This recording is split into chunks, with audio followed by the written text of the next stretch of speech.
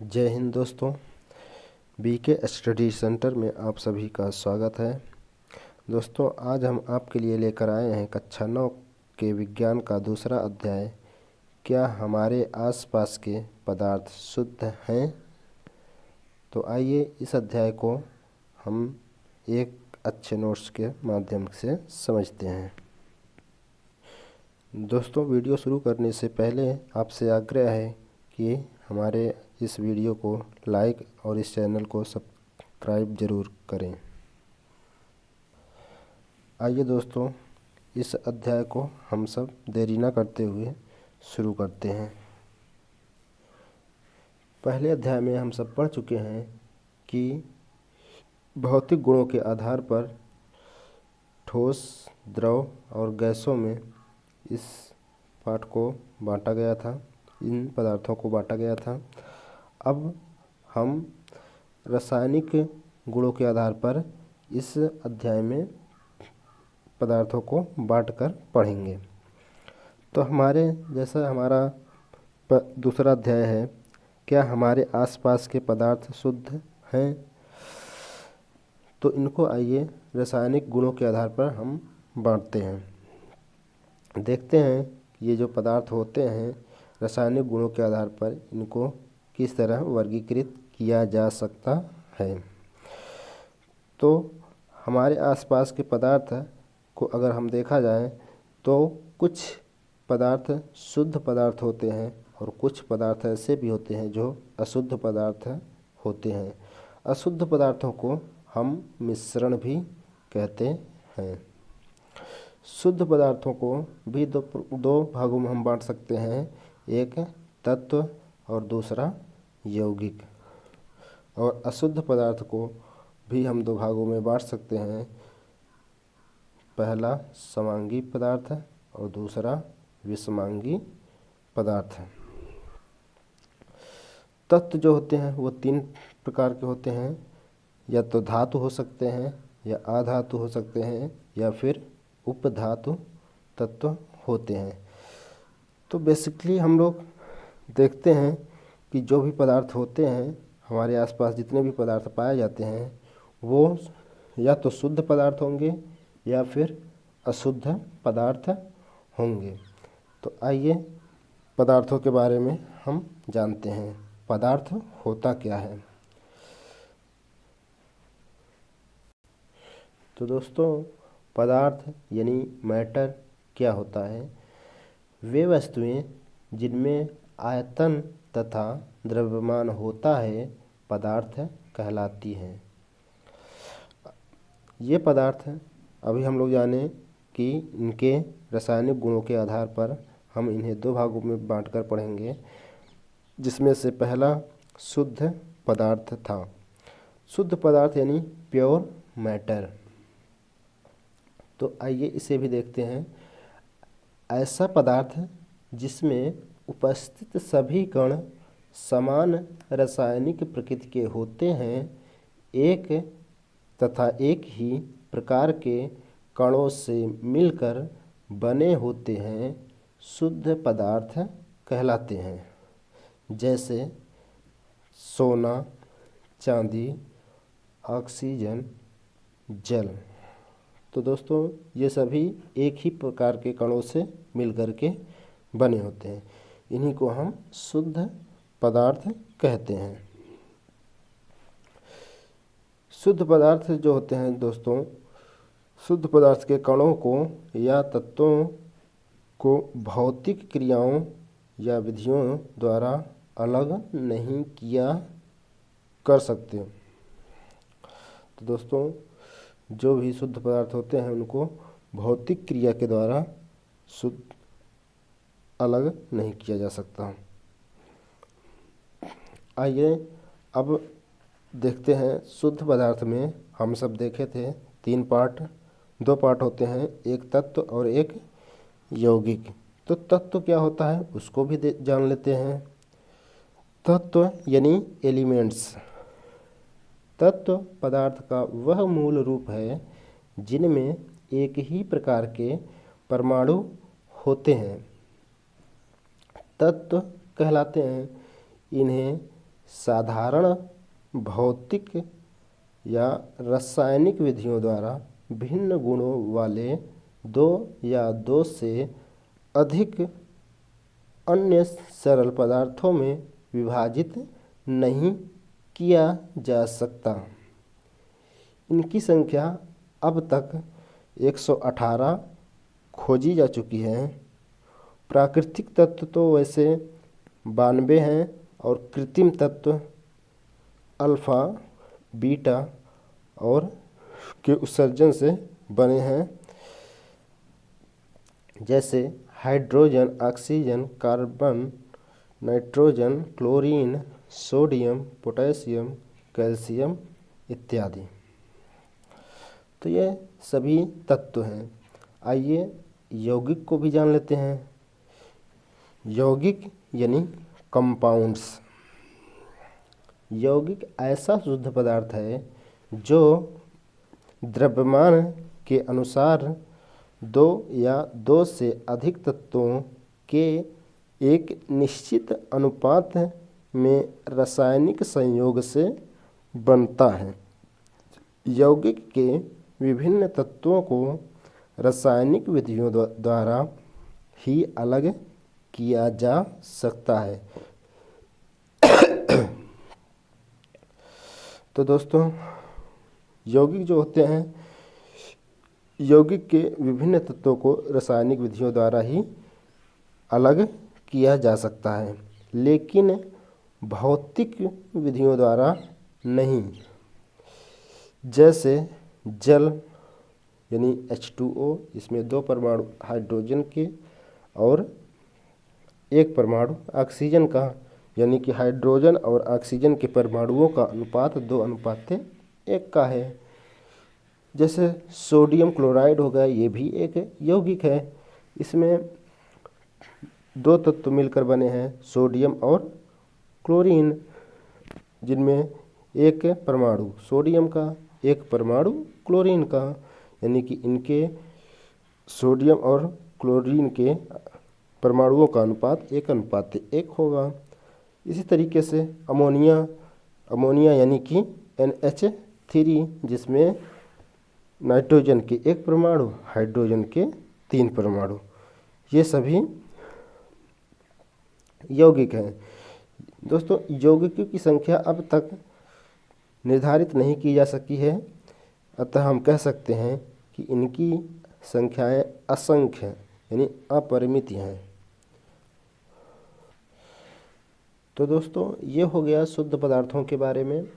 आइए अब हम देखते हैं अशुद्ध पदार्थ है यानी मिश्रण क्या होता है। अशुद्ध पदार्थ यानी कि हम कह सकते हैं इम्प्योर मैटर, जिसे हम मिश्रण भी कहते हैं। जब पदार्थ के कण अलग अलग रासायनिक प्रकृति के होते हों तो उसे अशुद्ध पदार्थ या मिश्रण कहा जाता है। मिश्रण में एक से अधिक पदार्थ, तत्व या यौगिक किसी भी अवस्था में हो तो मिश्रण में एक से अधिक पदार्थ किसी भी अनुपात में मिले होते हैं। मिश्रण को भौतिक विधियों द्वारा पृथक किया जा सकता है, जैसे समुद्र का पानी, वायु, मिट्टी आदि।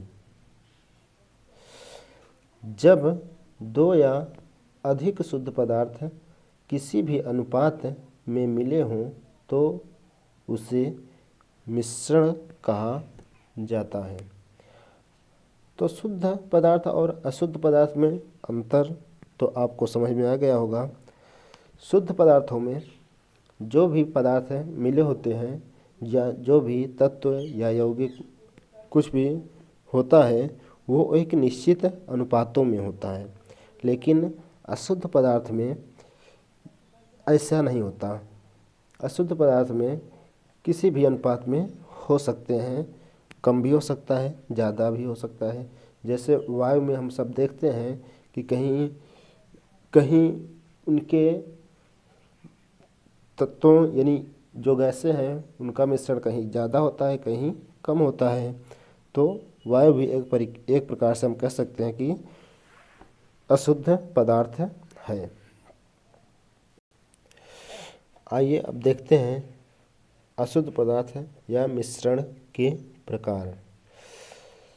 तो मिश्रण बेसिकली हम सब पीछे देख चुके हैं कि मिश्रण या अशुद्ध पदार्थ दो प्रकार के होते हैं, समांगी मिश्रण और विषमांगी मिश्रण। आइए देखते हैं समांगी मिश्रण क्या होता है। समांगी मिश्रण ऐसे मिश्रण जिसमें दो या अधिक एक समान संघटक के अवयव उपस्थित होते हैं, उन्हें समांगी मिश्रण कहते हैं। समांगी मिश्रण में अवयवों को अलग अलग नहीं देखा जा सकता है, जैसे नमक और पानी का मिश्रण। मिश्र धातुएं जितनी भी होती हैं सभी में हम ये निर्धारित नहीं कर सकते कि इसमें नमक कहाँ पे है।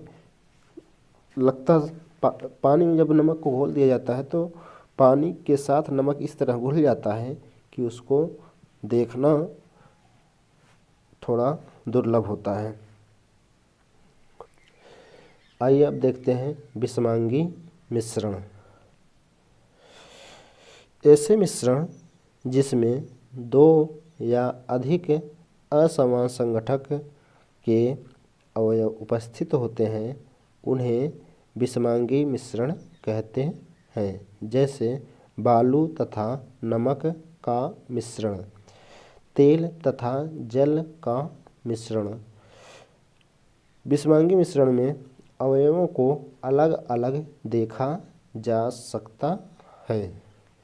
तो बेसिकली हम सब समांगी मिश्रण में देखें कि उसमें अवयवों को नहीं देखा जा सकता था, लेकिन उनको मिलाने का जो अनुपात होता था वो भी निश्चित नहीं था। लेकिन विषमांगी में क्या अंतर है कि इसमें भी मिलाने का अनुपात समान तो नहीं है, लेकिन हाँ तो दोस्तों इसमें जो मिश्रण हो जाता है तो उसमें जो भी पदार्थों का मिश्रण होता है वो अलग अलग देखे जा सकते हैं, यानी एक दूसरे में वो पूरी तरह से घुल नहीं पाते। तो समांगी मिश्रण और विषमांगी मिश्रण में बस इतना ही अंतर है, लेकिन बेसिकली दोनों में अनुपातों का जो रेशियो होता है वो निश्चित नहीं होता। और समांगी मिश्रण में अवयवों को नहीं देखा जा सकता जो भी उसमें मिक्स रहते हैं, और विषमांगी मिश्रण में उन अवयवों को देखा जा सकता है, यानी वो पूरी तरह से घुल नहीं पाते। आइए आगे देखते हैं अवयवों के आधार पर मिश्रण के प्रकार। तो अवयवों के आधार पर विलयन, निलंबन और कोलाइड में बांटा गया है। आइए इनको भी देख लेते हैं। विलयन यानी सॉल्यूशन क्या होता है?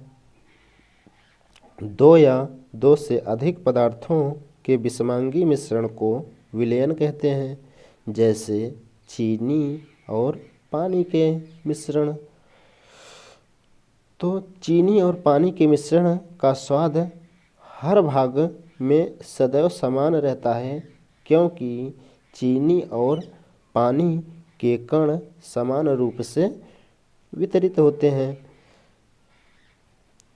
अब इनके भाग क्या होते हैं जो विज्ञान की भाषा में बोले जाते हैं, आइए उनको भी देख लेते हैं कि इनके पार्ट क्या हो सकते हैं। यानी कि जब वो मिश्रण बना तो उन्हें मिश्रण मिक्स होने से पहले वो किन नामों से जाने जा सकते हैं। तो विलयन के भाग जिसमें एक विलेय होता है। विलेय मतलब सॉल्यूट, मतलब विलयन का वह घटक जो कम मात्रा में उपस्थित होता है, विलेय कहलाता है। जैसे चीनी और जल का विलयन। विलेय इसमें चीनी हो गया, और विलायक जल हो गया। तो चीनी उस जल में घुल रहा है तो उसे हम विलेय कहेंगे, यानी कि घुलने वाला। और जल उसे घोल रहा है तो उसे हम विलायक कहेंगे, यानी कि घोलने वाला। विलायक तो समझ में आ गया होगा। आइए इसका परिभाषा भी देख लेते हैं। विलायक यानी कि सॉल्वेंट क्या होता है? विलयन का वह घटक जो अधिक मात्रा में उपस्थित होता है विलायक कहलाता है। जैसे वायु में नाइट्रोजन 78% होता है, ऑक्सीजन 21% और कार्बन डाइऑक्साइड 0.03% होता है। इसके साथ अन्य गैसें भी मिक्स रहती हैं। तो इसमें विलायक नाइट्रोजन होगा। क्यों? क्योंकि इसकी मात्रा अधिक है, इसलिए इसमें सभी गैसें घुली हुई हैं। तो विलायक इसमें नाइट्रोजन होगा और अन्य सभी गैसें जैसे ऑक्सीजन हो गए, कार्बन डाइऑक्साइड हो गया, ये सभी विलेय पदार्थ होंगे। आइए अब विलयन के गुण के बारे में हम सब पढ़ लेते हैं।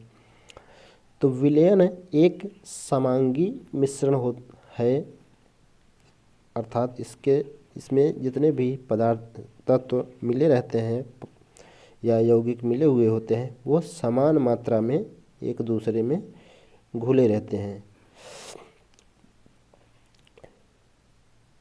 इसमें कणों का व्यास 1 नैनोमीटर या फिर मीटर में हम कहें तो 10⁻⁹ मीटर होता है, यानी कि अति सूक्ष्म कण होते हैं। जिसके कारण ये विलायक में पूरी तरह से घुल जाते हैं और अक्सर वो दिखाई नहीं देते, इसलिए आँखों से नहीं देखे जा सकते क्योंकि पूरी तरह से वो घुल जाते हैं उसमें। विलयन के कण अति सूक्ष्म होने के कारण विलयन के कण प्रकाश किरण को फैलाते नहीं हैं और प्रकाश का मार्ग दिखाई नहीं देता, अतः ट्रिंडल प्रभाव नहीं दिखता है। किनमें नहीं दिखता है? विलयनों में ट्रिंडल प्रभाव नहीं दिखता है, क्योंकि इनके कण इतने सूक्ष्म होते हैं कि वो उस विलायक में पूरी तरह से घुल जाते हैं और वे अपना अस्तित्व खो देते हैं। तो इस कारण प्रकाश जब उनसे गुजरता है तो उन कणों का पता नहीं चलता जिनके कारण प्रकाश नहीं दिखता। प्रकाश को दिखने के लिए किसी एक माध्यम जिस पे वो पड़े, एक माध्यम का होना आवश्यक होता है और उस विलयन में कण पूरी तरह से घुल जाने के कारण उसमें दिखाई नहीं देते। छानने की विधि द्वारा विलेय के कणों को विलयन में से अलग नहीं किया जा सकता। क्यों? क्योंकि इतने सूक्ष्म होते हैं कि इनको इतनी पतली छन्नी से छानना संभव नहीं हो सकता, क्योंकि वो विलायक के कणों के साथ इस तरह से घुल ही जाते हैं। विलयन को शांत छोड़ देने पर भी विलेय के कण नीचे नहीं बैठते, अर्थात विलयन स्थायी है। अच्छा, इसमें एक शब्द आया टिंडल प्रभाव। तो टिंडल प्रभाव क्या होता है? आइए देख लेते हैं। टिंडल प्रभाव प्रकाश की किरण को फैलाना टिंडल प्रभाव कहलाता है। यह प्रभाव कणों के ब्राउनियन गति के कारण से होता है। तो दोस्तों, अभी हमने देखा कि अलग अलग रासायनिक प्रकृति वाले पदार्थ के कण जो मिले हुए होते हैं उस अशुद्ध पदार्थ में उनका अनुपात निर्धारित नहीं होता। तो इनके अनुपात निश्चित नहीं होते, तो आइए देखते हैं कि इनके मात्राओं को हम सब कैसे निर्धारित करते हैं कि कोई चीज़ कितनी मात्रा में उस पदार्थ में या उस विलयन के साथ या उस विलायक के साथ या उस विलेय कितना उसमें घुला हुआ है। तो इसको हम सब समझने के लिए हम सब एक फार्मूले के माध्यम से ज्ञात करते हैं। तो आइए देखते हैं विलयन की सांद्रता। तो विलयन की किसी निश्चित मात्रा में घुले हुए विलेय पदार्थ की मात्रा को विलयन की सांद्रता कहते हैं। अर्थात विलयन की निश्चित मात्रा उस विलेय पदार्थ यानी कि जो भी पदार्थ है वो विलायक में कितनी मात्रा में घुला हुआ है, उसको ज्ञात करने के लिए अलग अलग फार्मूले हैं जिन्हें हम सब सांद्रता के नाम से जानते हैं। तो आइए देखते हैं द्रव्यमान और विलयन के द्रव्यमान प्रतिशत के अनुपात में सांद्रता बराबर होता है विलेय पदार्थ का द्रव्यमान और अपान विलयन का द्रव्यमान इंटू 100। ये जो भी मान निर्धारित होता है वह द्रव्यमान अपान विलयन के द्रव्यमान का प्रतिशत सांद्रता होता है। इसी तरीके से आयतन और विलयन के आयतन प्रतिशत सांद्रता निकालना हो तो विलेय का आयतन अपान विलयन का आयतन और गुणे में 100। इससे एक फार्मूला इसमें और है, द्रव्यमान और विलयन के आयतन प्रतिशत सांद्रता अगर ज्ञात करनी हो तो विलेय का आयतन अपान विलयन का आयतन इंटू 100। तो इससे आयतन प्रतिशत सांद्रता ज्ञात होगी। विलयन का द्रव्यमान हमेशा विलेय पदार्थ का द्रव्यमान और विलायक का द्रव्यमान के योग के बराबर होता है। अर्थात कहने का कि विलेय और विलायक दोनों का योग ही विलयन का द्रव्यमान होता है। आइए इस सांद्रता को हम एक उदाहरण के माध्यम से भी समझ लेते हैं। उदाहरण है, एक विलयन के 320 ग्राम विलायक जल में 40 ग्राम साधारण नमक यानी NaCl विलेय है। विलयन की सांद्रता का परिकलन करें यानी सांद्रता को ज्ञात कीजिए। तो कहा कि विलयन के 320 ग्राम विलायक जल में 40 ग्राम साधारण नमक विलेय है यानी घुला हुआ है। यानी कि इसमें अगर विलयन का द्रव्यमान देखेंगे तो विलयन का द्रव्यमान में इस विलायक का द्रव्यमान और विलेय पदार्थ है यानी साधारण नमक का द्रव्यमान दोनों को ऐड करेंगे तभी जाके विलयन का द्रव्यमान ज्ञात होगा। तो विलयन का द्रव्यमान बराबर विलेय पदार्थ का द्रव्यमान प्लस विलायक का द्रव्यमान। तो विलयन का द्रव्यमान इक्वल हो जाएगा 40 ग्राम और प्लस 320 ग्राम जोड़ने पे 360 ग्राम हो गया। विलयन की अगर सांद्रता ज्ञात करना है तो हमें फार्मूला पता है, विलेय पदार्थ का द्रव्यमान और अपान विलयन का द्रव्यमान इंटू 100। तो विलेय पदार्थ का द्रव्यमान हमको पता है कि वो 40 ग्राम ही था और विलयन का द्रव्यमान हमने ज्ञात किया है 360 ग्राम था। तो फार्मूले में रखने के बाद यह 11.1% यानी कि कह सकते हैं 11.1% सांद्रता उसकी आई। अर्थात कहने का मतलब कि 100 मात्रा विलयन में 100 इकाई विलयन में 11.1 इकाई नमक की मात्रा उसमें घुली हुई है। आइए अब हम विलयन के बाद निलंबन को भी देख लेते हैं। निलंबन यानी सस्पेंशन।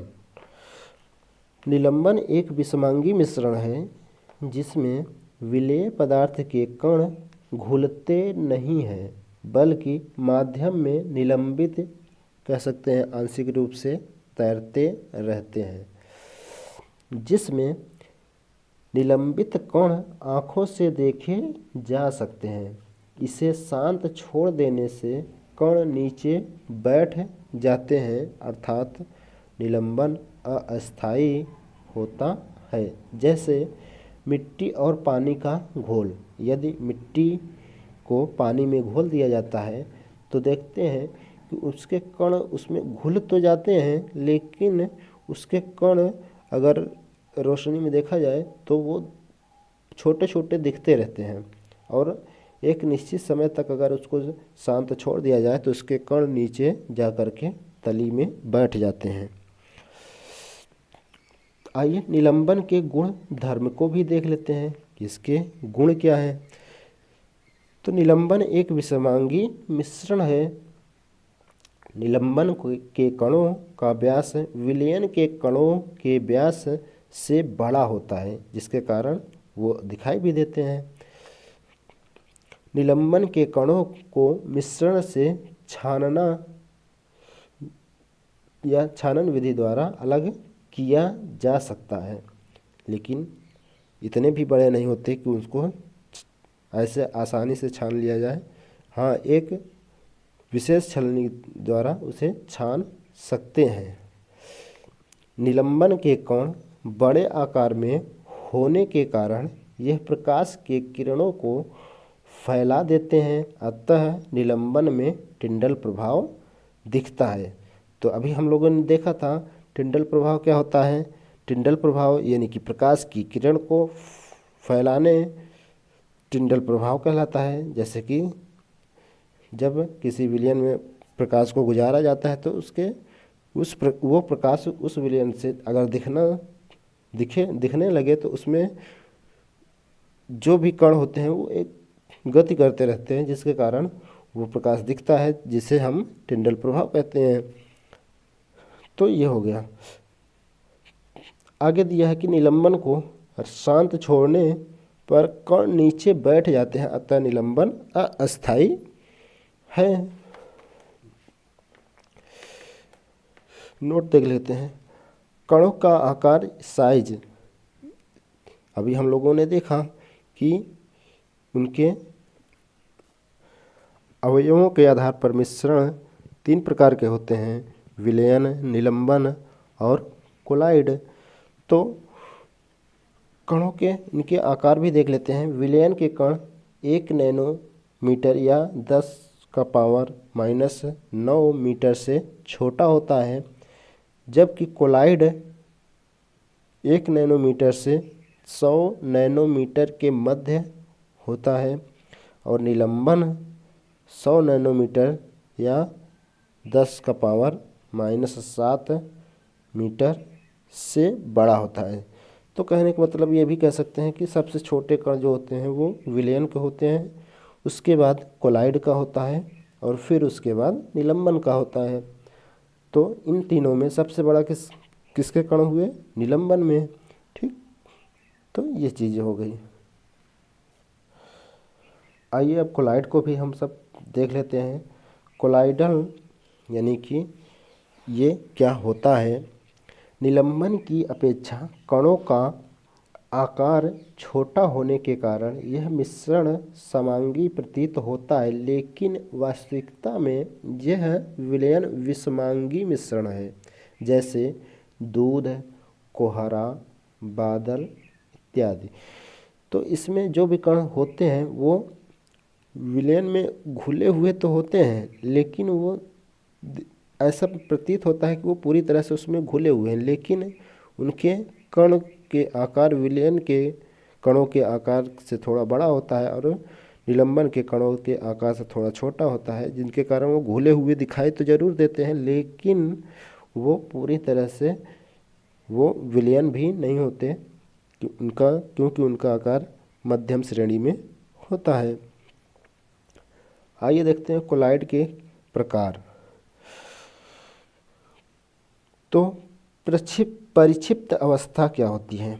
कोलाइड में एक प्रकार होता है परिक्षिप्त अवस्था। ये चीज़ क्या होता है? परिक्षिप्त अवस्था में कण जो कि कोलाइडल यानी विलेय रूप में रहता है उसे परिक्षिप्त प्रावस्था कहते हैं। कहने का मतलब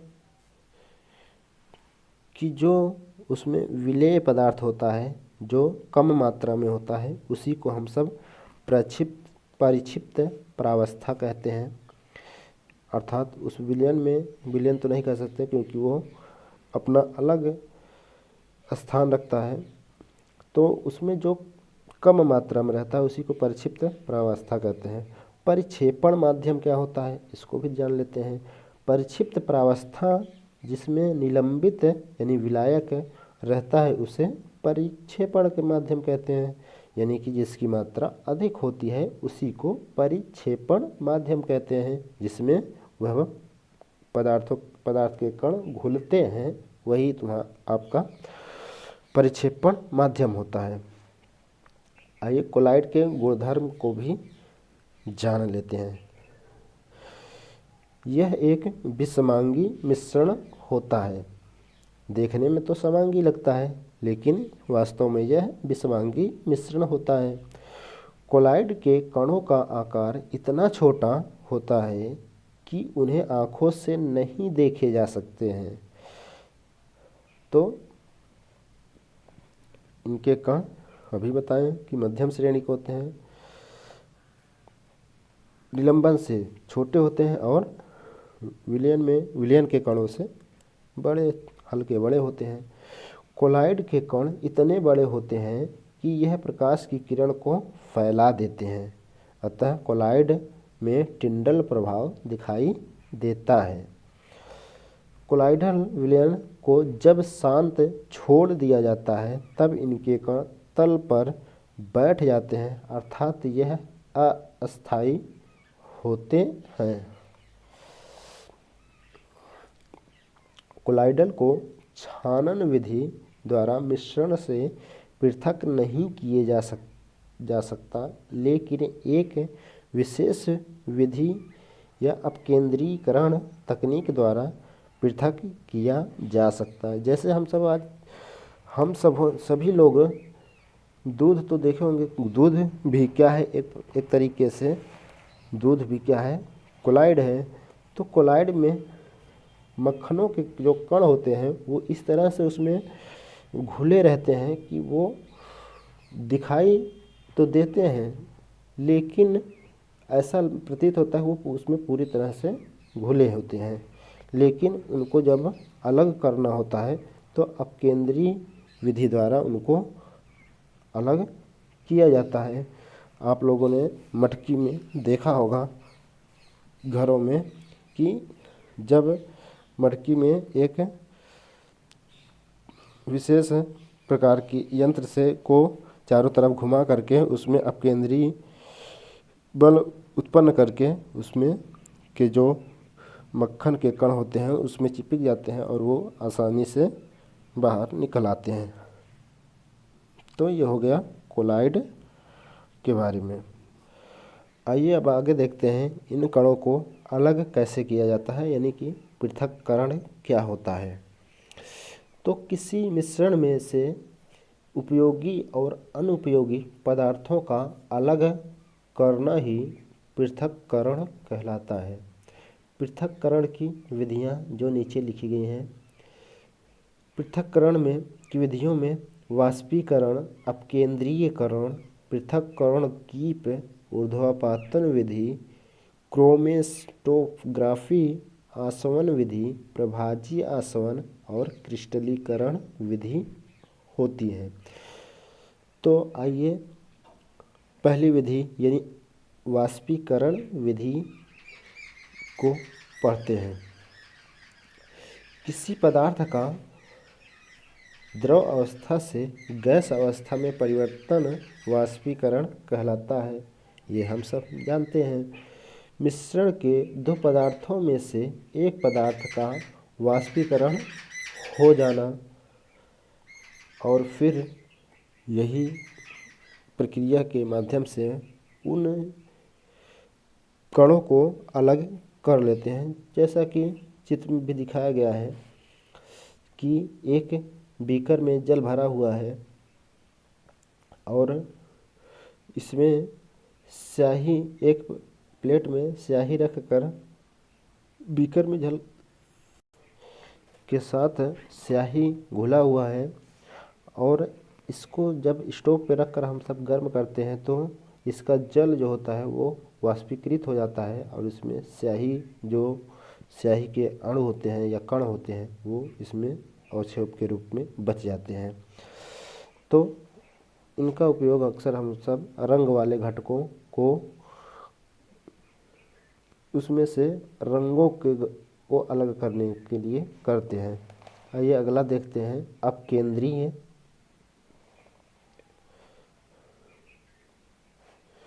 विधि।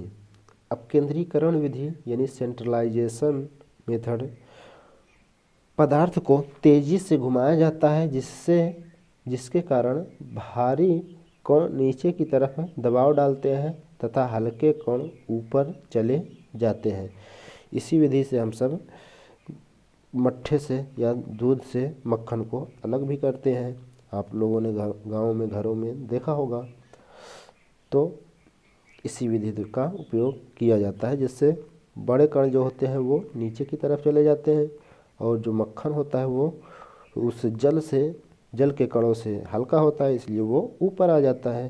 तो वह इस तरह से अलग हो जाते हैं। अपकेंद्रीकरण के हमारे दैनिक जीवन में क्या उपयोग होते हैं उसको भी देख लेते हैं।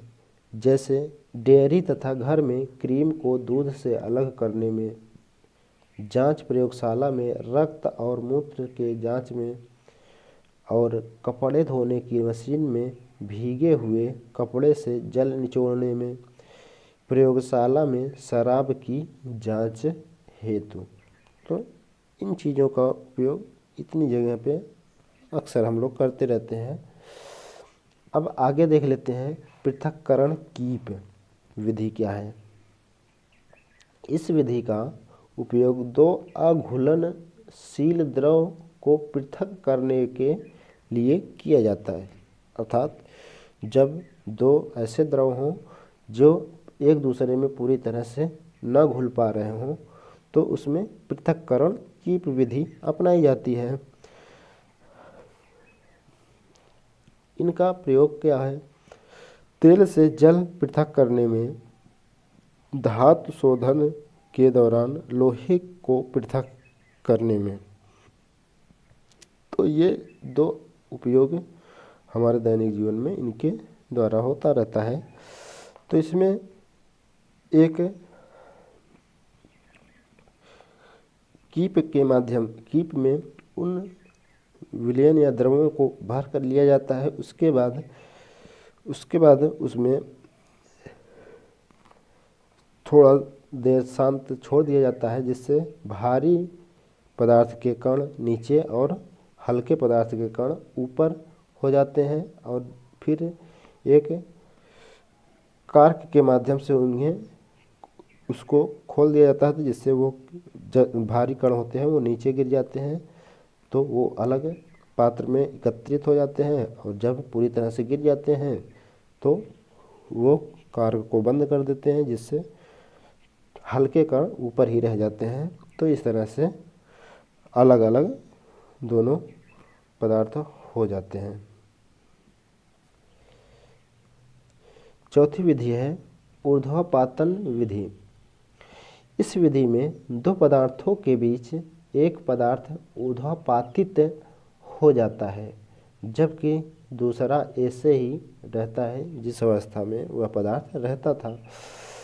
ऊर्ध्वपातित का मतलब ये होता है कि कोई पदार्थ को गर्म करने पर वह अपनी अवस्था को छोड़कर साधारण प्रक्रिया न देते हुए, जैसे कपूर होता है, कपूर को जब हम सब गर्म करते हैं तो वो गर्म होने के बाद वह अमूमन सभी पदार्थ जो होते हैं वो द्रव अवस्था में पहले आते हैं, फिर गैस अवस्था में बदलते हैं। लेकिन कपूर ऐसा पदार्थ है कि वो द्रव अवस्था में ना करके ठोस अवस्था से सीधे गैस अवस्था में परिवर्तित हो जाता है। तो यही प्रक्रिया ऊर्ध्वपातित प्रक्रिया कहलाती है। तो ऊर्ध्वपातन विधि का अनुप्रयोग हमारे दैनिक जीवन में क्या है उसको भी देख लेते हैं। जैसे अमोनियम कपूर, नेफ्थलीन की गोलियां, आयोडीन इत्यादि को ऊर्ध्वपातन विधि द्वारा पृथक किए जाते हैं। कपूर तथा नमक के मिश्रण से कपूर को अलग करने में भी इसका प्रयोग होता है। तो ये कैसे होता है?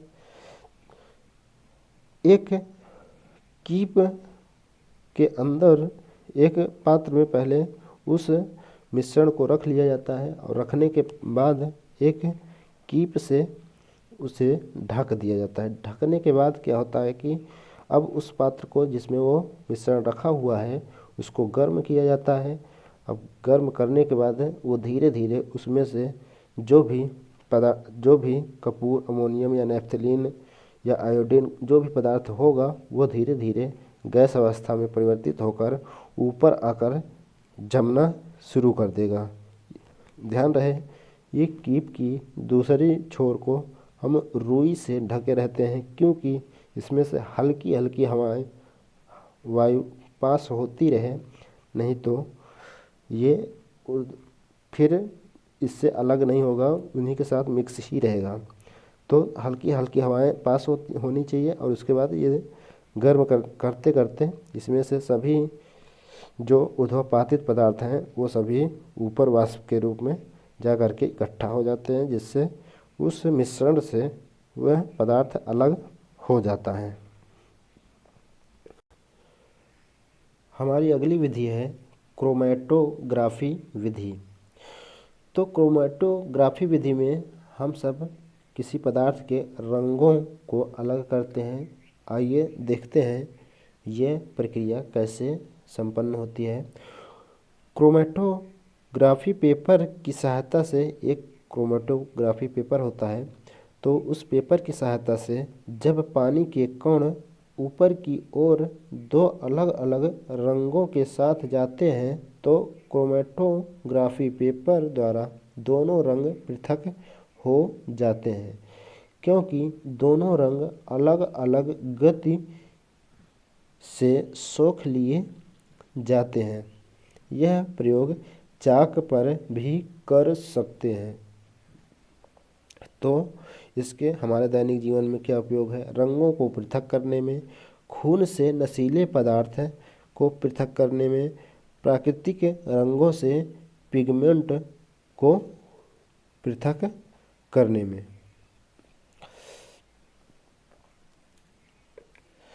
तो दोस्तों, इस विधि में कागज़ का एक टुकड़ा हम सब लेते हैं। अक्सर हम लोग क्रोमैटोग्राफी पेपर का ही उपयोग कर लेते हैं क्योंकि यह जल को और रंगों को सोखने में अधिक सक्रिय रहता है।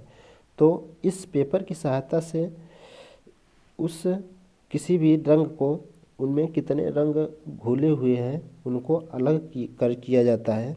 तो ये चीज़ें हम सब एक पॉइंट पे उस रंग को रख दिया जाता है या फिर कह सकते हैं उस पर लेप कर दिया जाता है और फिर उस पेपर को पानी के पात्र में धीरे धीरे डाला जाता है।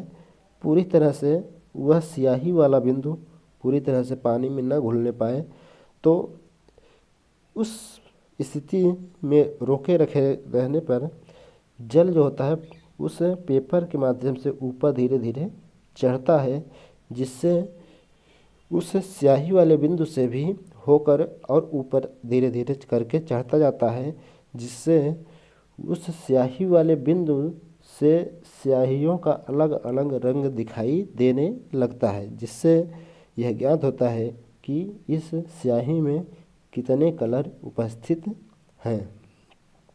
तो इस तरीके से अलग अलग दूरियों तक वह रंग अलग अलग कलरों में चढ़ जाता है। अगली विधि है आसवन विधि। इस विधि का उपयोग दो घुलनशील द्रवों के मिश्रण को अलग करने में किया जाता है। इसमें दोनों घुलनशील द्रवों के क्वथनांकों के मध्य अधिक अंतराल यानी कि कह सकते हैं कि 25 केल्विन से अधिक होना चाहिए।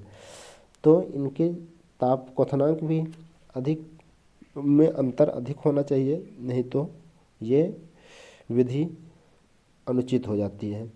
तो आइए देखते हैं यह विधि किस तरह से प्रक्रिया में लाई जाती है।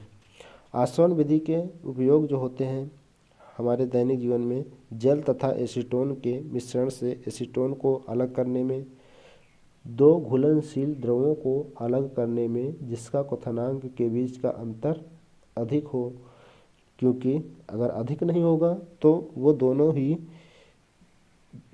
पदार्थ एक साथ वाष्पीकृत हो जाते हैं, जिससे उन्हें अलग करना थोड़ा मुश्किल हो जाता है। तो दोस्तों इस विधि में मिश्रण को एक फ्लास्क में रख करके गर्म किया जाता है। गर्म करने के पश्चात यह मिश्रण में इस जो जल होता है, ये जल और एसीटोन के मिश्रण में जल से पहले ही एसीटोन जो होता है वो वाष्पीकृत हो जाता है, या फिर जिसका भी क्वथनांक कम होगा वो पहले वाष्पीकृत हो जाता है। और हमेशा ध्यान रखेंगे कि इस फ्लास्क में ही एक थर्मामीटर लगा लेंगे, क्योंकि इसका ताप अधिक न होने पाए, नहीं तो दोनों पदार्थ वाष्पीकृत होने लगते हैं। तो जिसका क्वथनांक कम रहता है वह पहले वाष्पीकृत हो जाता है, और वह वाष्पीकृत होकर एक नली द्वारा धीरे धीरे आगे बढ़ता है, और आगे जा कर के एक क्लैंप के माध्यम से संघनक क्षेत्र निर्धारित किया जाता है, जिससे यहाँ पे वह वाष्पीकृत पदार्थ ठंडा होता है और आगे धीरे से एक पात्र में गिर जाता है। तो इस प्रक्रिया से वह अलग हो जाता है। आइए अगली विधि को देखते हैं। अगली विधि है प्रभाजी आसवन विधि। यह भी आसवन विधि जैसा ही है, लेकिन इसमें थोड़ा सा अंतर है। आइए देख लेते हैं यह प्रभाजी आसवन विधि क्या है। ऐसे दो या दो से अधिक घुलनशील द्रवों जिनके क्वथनांक का अंतर 25 केल्विन से कम होता है, तब उस मिश्रण को पृथक करने के लिए प्रभाजी विधि का प्रयोग किया जाता है। प्रभाजी विधि में हम सब देखते हैं कि दैनिक जीवन में इनके क्या उपयोग होते हैं। वायु से विभिन्न गैसों का पृथक्करण, पेट्रोलियम उत्पादों से उनके विभिन्न घटकों का पृथक्करण आदि। तो आइए इनकी क्रियाओं को हम सब किस प्रक्रिया द्वारा ये अलग होते हैं उसको भी देख लेते हैं। तो इसमें भी एक फ्लास्क होता है, और एक फ्लास्क के ऊपर एक प्रभाजी कालम होता है, जिसमें छोटे छोटे कण भर दिए जाते हैं, जहाँ से वाष्प छन कर जाता है। और फिर इसी प्रभाजी कालम में एक थर्मामीटर को भी लगा दिया जाता है, जिससे ताप को निश्चित रखा जा सके। और सेम प्रक्रियाएं आसवन विधि जैसे ही हैं। तो इसमें भी फ्लास्क को गर्म किया जाता है। गर्म करने के बाद इसमें से इस मिश्रण में से पदार्थ वाष्पीकृत होता है, और आगे जा कर के प्रभाजी कालम में वह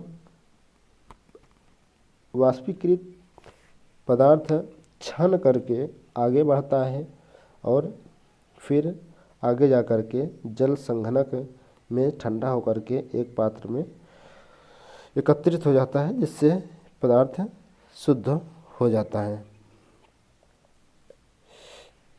अगली विधि है क्रिस्टलीकरण विधि।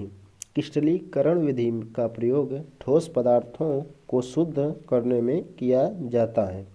यह विधि वाष्पीकरण का ही दूसरी प्रकार की अति शुद्धतम विधि है, जिसमें ठोस पदार्थ का क्रिस्टल यानी कि छोटे छोटे जो कण होते हैं ठोस पदार्थ के,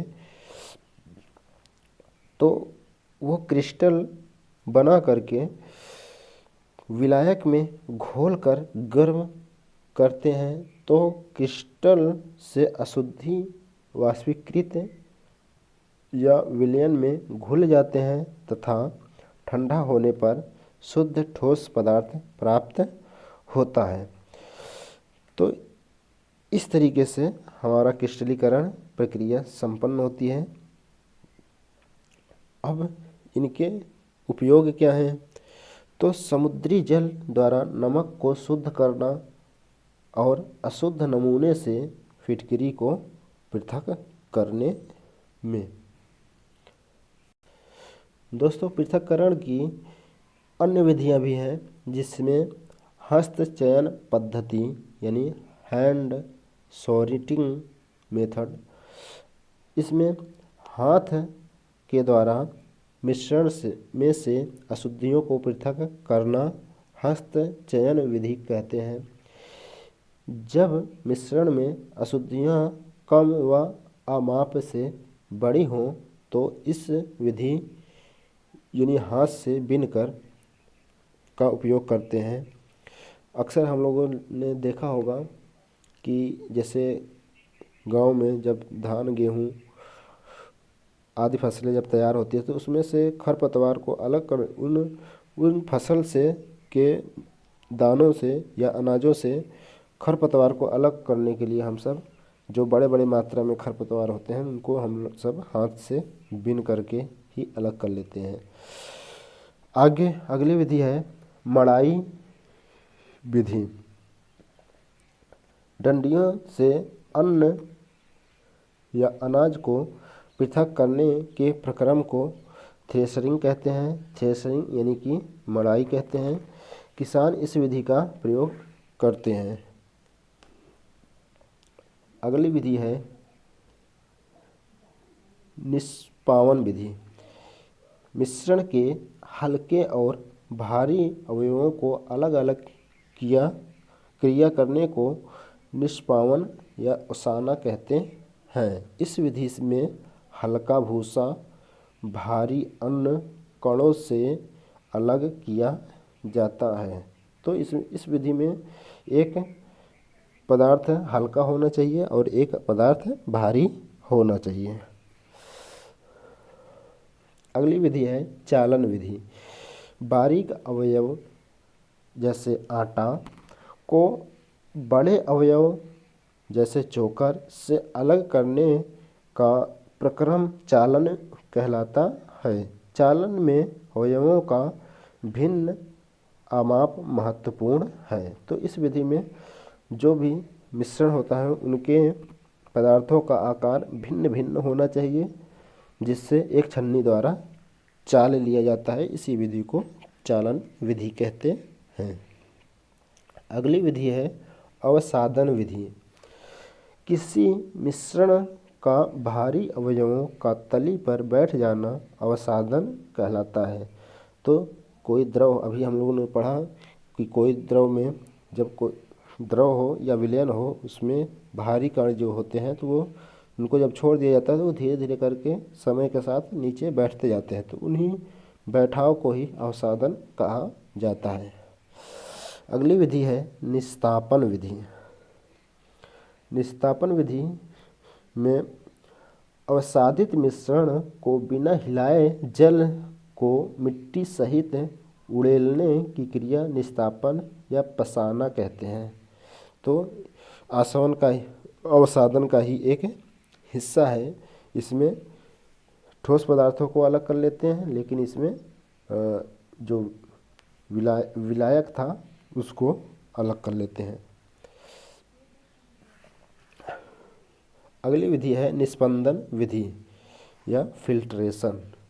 मिश्रण के अवयवों को फिल्टर या छन्नक द्वारा अलग करना निस्पंदन कहलाता है। जैसे चाय में से पत्ती को अलग करना।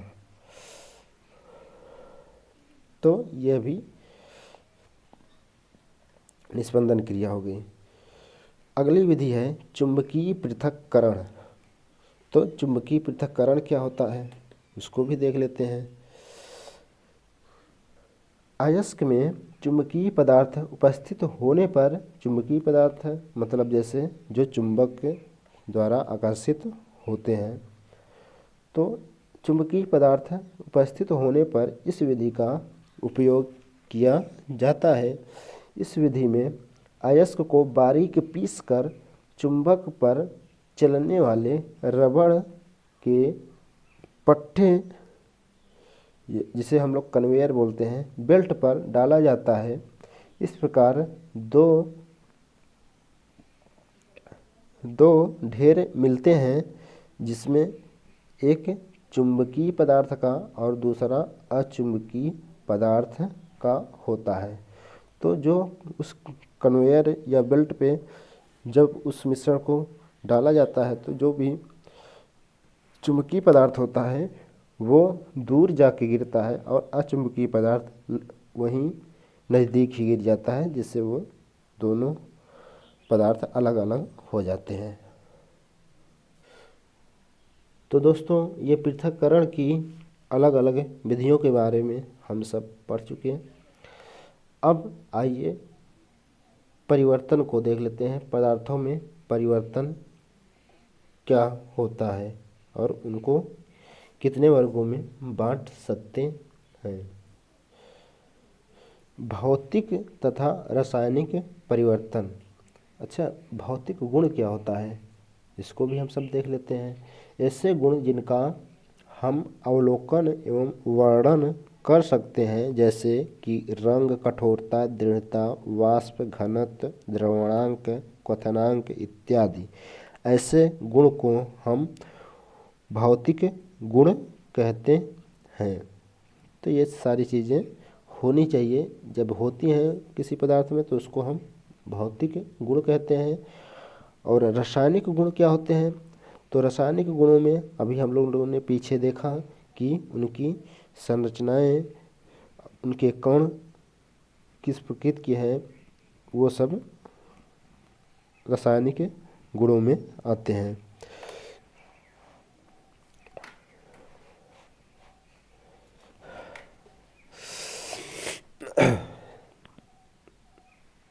तो आगे दिया गया है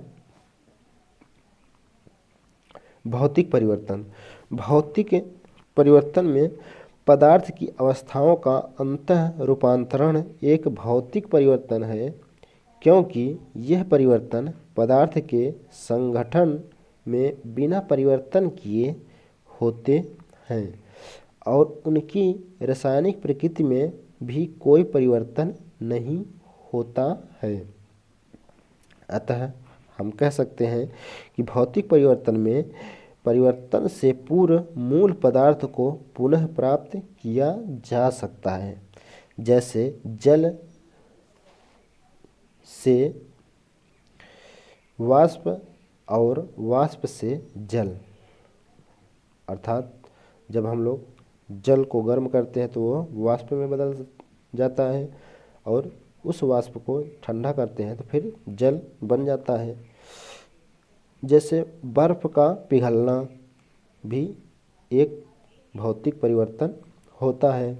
जैसे मोमबत्ती का अंतः रूपांतरण मतलब कि मोमबत्ती को किसी पात्र में रख कर उसे गर्म किया जाता है तो वह पिघल कर द्रव अवस्था में आ जाता है और फिर ठंडा करने पर पुनः ठोस अवस्था में परिवर्तित हो जाता है।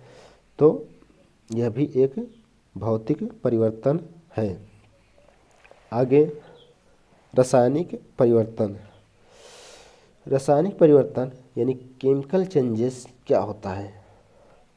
रासायनिक परिवर्तन पदार्थ के रासायनिक गुणधर्मों में परिवर्तन लाता है। जैसे हम सब देखे होंगे कि किसी पदार्थ को जब जला दिया जाता है तो, या किसी लकड़ी को जलाते हैं तो पुनः उस लकड़ी को जलने के बाद पुनः उस लकड़ी को प्राप्त नहीं कर सकते हैं, तो वह एक रासायनिक परिवर्तन हो गया। तो इसमें रासायनिक परिवर्तन में पदार्थ के रासायनिक गुणधर्मों में परिवर्तन लाता है तथा एक नए पदार्थ का निर्माण करता है। रासायनिक परिवर्तन को रासायनिक प्रतिक्रिया भी कहा जाता है।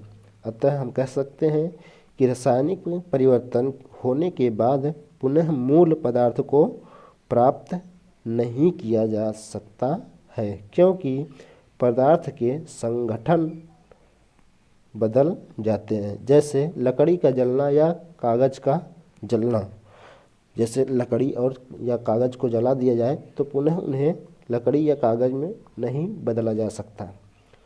लोहे की अलमारी में जंग लगना, ये भी एक रासायनिक परिवर्तन है। तो दोस्तों, अभी तक हमने जो भी पढ़ा वो सब अशुद्ध पदार्थों के बारे में था। तो आइए अब हम शुद्ध पदार्थों के बारे में भी पढ़ते हैं। शुद्ध पदार्थ यानी प्योर मैटर, जिस पदार्थ के रासायनिक संगठन एक समान होते हैं, शुद्ध पदार्थ कहलाते हैं। शुद्ध पदार्थ को तत्व तथा यौगिक में वर्गीकरण किया जा सकता है। तो ये अभी हम लोगों ने पीछे पढ़ा था जब बेसिक इसका जान रहे थे, तो उसमें शुद्ध पदार्थों को हम सब लोगों ने देखा था कि ये एक निश्चित अनुपात में मिले होते हैं। अगर उसमें 2 से अधिक पदार्थ मिले हुए हैं तो शुद्ध पदार्थों में तत्व क्या होता है? तो तत्व पदार्थ का वह मूल रूप है जिससे रासायनिक प्रतिक्रिया द्वारा अन्य सरल पदार्थों में विभाजित नहीं किया जा सकता है, जैसे हाइड्रोजन, ऑक्सीजन, कार्बन, कैल्शियम आदि। तो दोस्तों, इनमें एक ही समान के कण जो होते हैं वो उपस्थित होते हैं, उन्हीं को तत्व कहते हैं। इनमें अलग प्रकार के पदार्थ के कण नहीं मिले होते हैं। आगे दिया है, तत्वों को 3 भागों में वर्गीकृत किया जा सकता है उनकी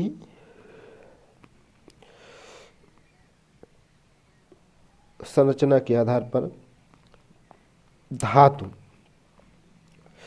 जिसमें एक धातु है। धातु वे तत्व हैं जो सरलता से इलेक्ट्रॉन त्याग कर धनायन बनाते हैं और धातुओं के परमाणुओं के साथ धात्विक बंध बनाते हैं। धातु चमकीले, प्रत्यास्थ, आघातवर्धनीय और सुदृढ़ होते हैं। तो चमकीले मतलब चमकदार होते हैं। प्रत्यास्थ मतलब अगर उनको मोड़ करके फिर छोड़ दिया जाता है तो वो फिर पुनः अपनी अवस्था में आ जाते हैं, तो ये प्रत्यास्थ हो गया। आघातवर्धनीय मतलब अगर उनको धक्के दिया जाता है या चोट दिया जाता है तो उसमें से तीव्र आवाज़ निकलती है।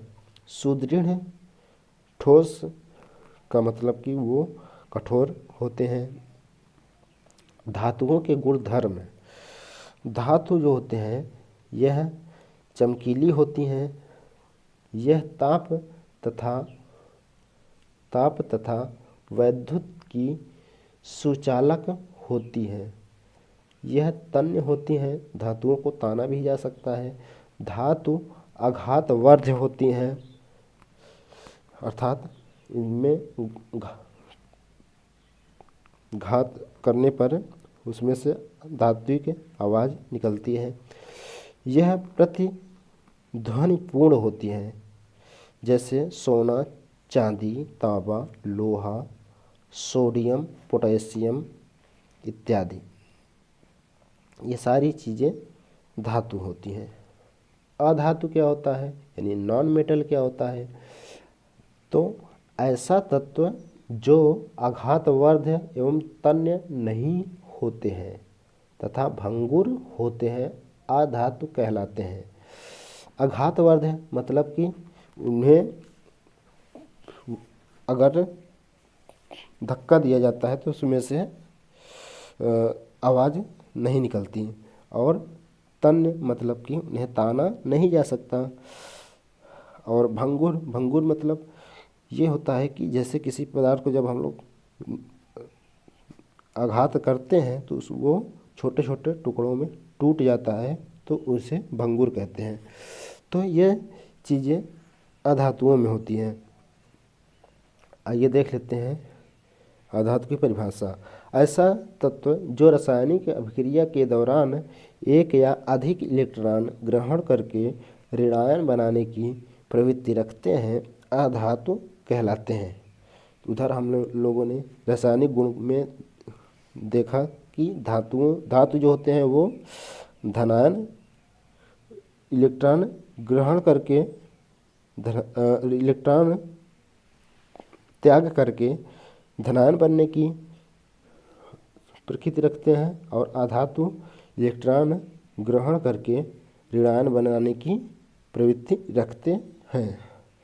अधातु को ऋण विद्युतीय तत्व भी कहा जाता है, जैसे आयोडीन हो गया, ब्रोमीन हो गया, कार्बन हो गया, सल्फर हो गया ना। ये सारी चीज़ें अधातु हैं। अधातु के गुण, तो अधातु के गुण क्या होते हैं। अधातु भिन्न रंगों की होती है। यह ताप और विद्युत की कुचालक होती है, अर्थात इसमें विद्युत प्रवाह नहीं होता। अधातु चमकीली नहीं होती। अधातु आघातवर्ध नहीं होते, और अधातु प्रतिध्वनिपूर्ण नहीं होती हैं। तो ये सारी चीज़ें अधातु के गुण होती हैं। आगे देख लेते हैं उपधातु। तत्व के 3 भागों में बांटा गया था। धातु हो गया, अधातु हो गया, और फिर तीसरा है उपधातु। तो देख लेते हैं उपधातु क्या है। वे तत्व जिनमें धातु तथा अधातु दोनों के गुण पाए जाते हैं उन्हें उपधातु या मिश्र धातु कहते हैं, जैसे बोरान, सिलिकॉन, जर्मेनियम इत्यादि। तो ये सारी चीज़ें तत्व के बारे में थी। अब आगे देखते हैं यौगिक क्या है। तो दोस्तों यौगिक यानी कंपाउंड क्या होता है। जब 2 या 2 से अधिक तत्व एक निश्चित अनुपात में रासायनिक क्रिया करके एक नए पदार्थ का निर्माण करते हैं, तो इस प्रकार बने इस नए पदार्थ को यौगिक कहा जाता है। तो अभी हम लोगों ने देखा कि जो शुद्ध पदार्थ होते हैं उनमें अगर एक से ज़्यादा पदार्थ सम्मिलित हैं तो वो निश्चित अनुपात में होते हैं। तो वही चीज़ यहाँ दिया गया है कि 2 या 2 से अधिक तत्व अगर हैं तो वो एक निश्चित अनुपात में रासायनिक क्रिया द्वारा एक दूसरे से वो जुड़ करके नए पदार्थ का निर्माण करते हैं। जैसे नमक हो गया, नमक में देख रहे हैं किनका अनुपात सोडियम और क्लोरीन का 1 और 1 का है। जल में हाइड्रोजन और ऑक्सीजन का अनुपात 2:1 है। कार्बन डाइऑक्साइड में कार्बन और ऑक्सीजन का अनुपात 1:2 है। ये सारे चीज़ यौगिक कहलाते हैं। अब आगे देख लेते हैं मिश्रण तथा यौगिक में अंतर।